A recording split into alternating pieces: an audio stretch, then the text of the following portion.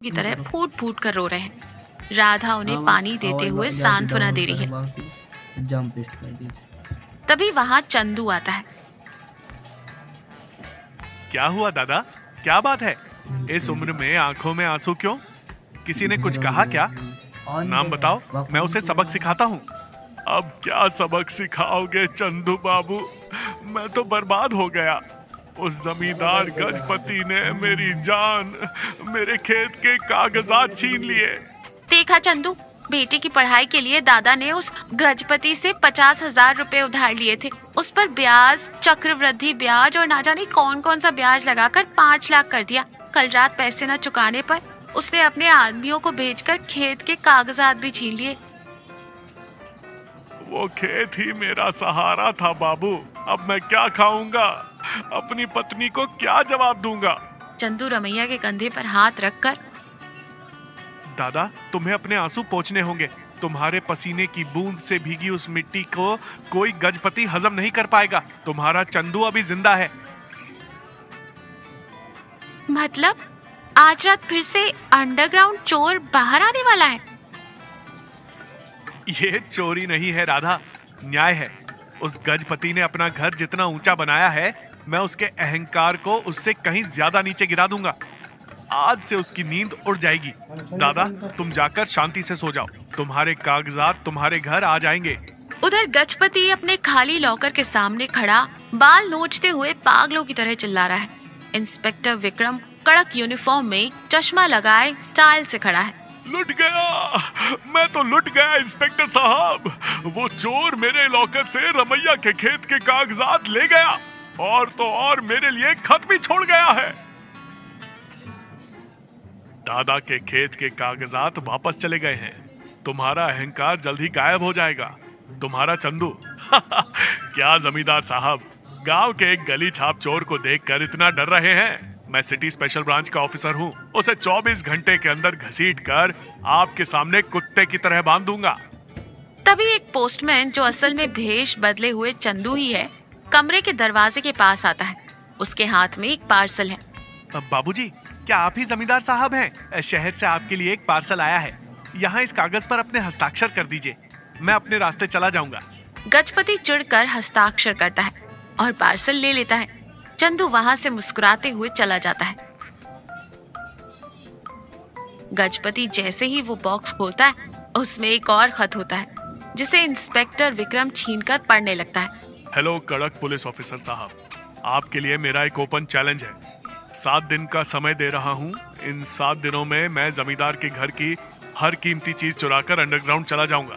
दम है तो मुझे पकड़ कर दिखाइए, वरना अपनी पुलिस की टोपी उतारकर किनारे रख दीजिए। देखा, वो शहर के पुलिस वाले आपको ही चुनौती दे रहा है। वो इंसान है या भूत, मैं भी देखता हूँ उसकी हिम्मत कितनी है। आज रात से इसी कमरे में अपना बिस्तर लगाकर मैं पहरा दूंगा। मेरी नजरों से बचकर एक मच्छर भी अंदर नहीं आ सकता। अब देखता हूँ चोर कैसे आता है। गजपति जमीन पर एक छोटी सी चटाई बिछाकर सिकुड़कर सोया हुआ है। विक्रम की आंखें लाल हैं। वो कुर्सी पर बिना सोए पहरा दे रहा है। गजपति चौंक कर उठता है। इंस्पेक्टर, मेरा पलंग कहाँ गया? लाख रुपए का मेरा सागौन का पलंग कहाँ गया? मैं जमीन पर क्यों हूँ? इंस्पेक्टर साहब हैरानी से कमरे के चारों ओर देखते हैं। मुझे क्या पता, मैं तो रात भर उसी दरवाजे की तरफ ही देख रहा था। दरवाजे की अंदर से कुंडी लगी है, खिड़कियां सब बंद है, फिर पलंग बाहर कैसे गया? क्या पलंग के पैर निकल आए और वो खुद चलकर चला गया? मेरा कीमती पलंग, तुम कैसे पुलिस वाले हो?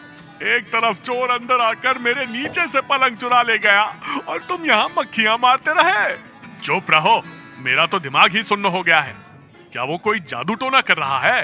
आज से मैं दरवाजे के पास नहीं, बल्कि तुम्हारे ठीक बगल में बैठकर पहरा दूंगा। 5वां दिन। कमरा अब लगभग खाली है। गजपति और विक्रम दोनों जमीन पर बैठे। सामने जो बड़ा टीवी होना चाहिए था वो नहीं है और बैठने के लिए सोफा भी नहीं है। गजपति पागल सा हो चुका है। वो सिर पीटते हुए कहता है, कल मेरा सोफा चला गया, आज मेरा 60 इंच का टीवी चला गया, अलमारी में रखी मेरी सोने की जंजीरें चली गई। क्या इंस्पेक्टर साहब, क्या वो चोर हवा में उड़कर आ रहा है? कम से कम टीवी का तार खींचने की आवाज भी तुम्हें सुनाई नहीं दी। मेरी तो जान पर बनाई है जमींदार। मैंने हवेली के चारों तरफ 20 कांस्टेबल लगा रखे हैं। छत नहीं हटी, नीचे जमीन नहीं खुदी। क्या वो चोर दीवारों के आर पार जा रहा है? उसकी तरकीब मेरी समझ के बिल्कुल बाहर है। 7 दिन पूरे होने में अब सिर्फ 2 ही दिन बचे हैं। वो टीवी सोफा चला गया तो कोई बात नहीं, मेरी प्रॉपर्टी के कागजात वाला मेन सूटकेस है, उसे किसी भी तरह बचा लो, वरना मेरा सड़क पर आना तय है। मेरी इज्जत मिट्टी में मिल जाएगी। ये कमरा बहुत ही विशाल और शानदार है। गजपति के घर से गायब हुआ सोफा वहाँ रखा है। सामने गजपति का टीवी ऑन है। चंदू बहुत आराम से सोफे पर बैठा है। राधा एक लकड़ी की सीढ़ी से ऊपर से नीचे आती है। ओह चंदू, ऊपर उस हवेली में जो तमाशा चल रहा है वो तुम्हें देखना चाहिए। वो जमींदार पागलों की तरह अपना सिर पीट रहा है और वो इंस्पेक्टर अपनी मूंछें नोच रहा है। चंदू मुस्कुराते हुए टीवी का रिमोट ऑफ करते हुए कहता है, अहंकार तोड़ने के लिए उनके साथ ऐसा ही बर्ताव होना चाहिए था। उस जमींदार ने कई सालों तक इस गांव के किसानों का खून चूसा है, उसका घमंड तो तोड़ना ही था। लेकिन चंदू, ये सब तुम कैसे कर पा रहे हो? ऊपर से इतने सारे पुलिस वाले हैं ना। राधा, अगर इंसान के काम के पीछे अच्छी नीयत हो तो रास्ते अपने आप खुल जाते हैं। इस जमींदार की हवेली के नीचे एक पुरानी सुरंग है, ये बात उसे भी नहीं पता। वो सीधे जमींदार के सोने वाले कमरे की जमीन के नीचे खुलती है। उसे नहीं पता कि उसके अहंकार के महल की नींव कितनी खोखली है।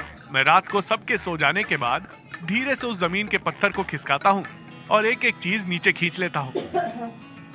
अच्छा, तो फिर इन कीमती चीजों और गहनों का क्या करेंगे? रमैया दादा के कागजात उन तक पहुंच गए हैं। अब ये टीवी, ये गहने, सोफे, इन सब को बेचकर हमारे गांव में जो आधा बना हुआ अस्पताल रुक गया है उसे पूरा करवाऊंगा। गरीब के आंसू जितने ताकतवर होते हैं उसकी दुआ भी उतनी ही ताकतवर होती है राधा। वो दुआएं हमारे गांव का रक्षा कवच हैं। कमरा पूरी तरह यानी बिल्कुल खाली है। नीचे सोने के लिए एक चटाई तक नहीं। गजपति के शरीर पर सिर्फ एक धोती है और एक बनियान। उसे डर है कि कहीं कपड़े भी ना चोरी हो जाएं। विक्रम जमीन पर दीवार के सहारे कमजोरी से बैठा है। 7 दिन पूरे हो चुके हैं। तभी कमरे का दरवाजा धीरे से खुलता है और चंदू बहुत आराम से हाथ बांधे अंदर आता है। इंस्पेक्टर साहब चंदू को देखते ही चौंक कर खड़े होने की कोशिश करते हैं, लेकिन कमजोरी के कारण फिर से गिर पड़ते हैं। तुम यहाँ कैसे आए? 7 दिन पूरे हो गए इंस्पेक्टर साहब। मैं अपनी चुनौती जीत गया। कमरा पूरी तरह से साफ हो गया है। गजपति चंदू के पैरों पर गिरकर रोते हुए कहता है, अरे चंदू बाबू, मुझे माफ कर दो बेटा। मेरी प्रॉपर्टी के कागजात, मेरी चीजें मुझे वापस कर दो। मैं पूरी तरह से सड़क पर आ गया हूँ। मेरी जिंदगी बर्बाद हो गई। क्यों जमींदार साहब? उस दिन जब रमैया दादा आपके पैरों पर गिरे थे और रोते हुए कहा था मेरी जमीन मुझे दे दो, मेरे बच्चे भूखे मर रहे हैं, तब आपको दया नहीं आई? ब्याज पर ब्याज लगाकर जब किसानों की जान ले रहे थे तब ये डर कहाँ था? रुलाकर कमाई गई आपकी ये दौलत अब उन गरीबों के आंसू पहुंचने के लिए एक अस्पताल का रूप लेने जा रही है। यही न्याय है। लेकिन ये सब तुमने किया कैसे चंदू? मुझ जैसे ट्रेंड ऑफिसर की आंखों में धूल झोंककर इतनी सारी चीजें कैसे गायब कर दी? चंदू मुस्कुराते हुए और नीचे जमीन पर रखे एक बड़े पत्थर की तरफ इशारा करते हुए कहता है, इंस्पेक्टर साहब, आप दरवाजे के पास पहरा दे रहे थे, लेकिन मैं जमीन के नीचे से काम कर रहा था। इस हवेली के नीचे वाली सुरंग सीधा मेरे अंडरग्राउंड कमरे तक जाती है। रात को जैसे ही आपकी आंख लगती, मैं पत्थर हटाकर चीजें गायब कर देता। चोर कभी भी दरवाजे से नहीं आता। विक्रम जी 1 मिनट चुप रहकर फिर गहरी सांस लेकर हंसते हुए कहते, मैंने अपनी सर्विस में बहुत से चोर देखे हैं चंदू, लेकिन तुम जैसा ईमानदार इंसान पहली बार देख रहा हूँ। तुमने सिर्फ इस जमींदार के घर से चीजें ही नहीं चुराई, बल्कि इस गजपति के अहंकार और मेरे अति आत्मविश्वास को भी चकनाचूर कर दिया है। इंस्पेक्टर साहब, क्या बोल रहे हैं आप? इसे गिरफ्तार कीजिए। इसने मेरे घर में चोरी की है। ये एक अपराधी है। अपराधी तुम हो गजपति। सालों तक मासूमों का खून चूसा है। चंदू ने जो किया वो चोरी नहीं, धर्म की स्थापना है। इसके खिलाफ मेरे पास कोई सबूत नहीं है। सच कहूँ तो वो सबूत ढूंढने का मेरा मन भी नहीं है। फिर विक्रम अपनी पुलिस की टोपी सिर पर पहनता है और कहता है, दूसरों की संपत्ति लूटने वाले के साथ ऐसा ही होना चाहिए। मैं शहर वापस जा रहा हूँ। विक्रम हंसते हुए वहाँ से चला जाता है। गजपति उस खाली कमरे में पागलों की तरह जमीन पर बैठकर रोने लगता है। चंदू भी धीरे धीरे बाहर आता है। वहाँ राधा उसका इंतजार कर रही है। सब ठीक से हो गया ना चंदू?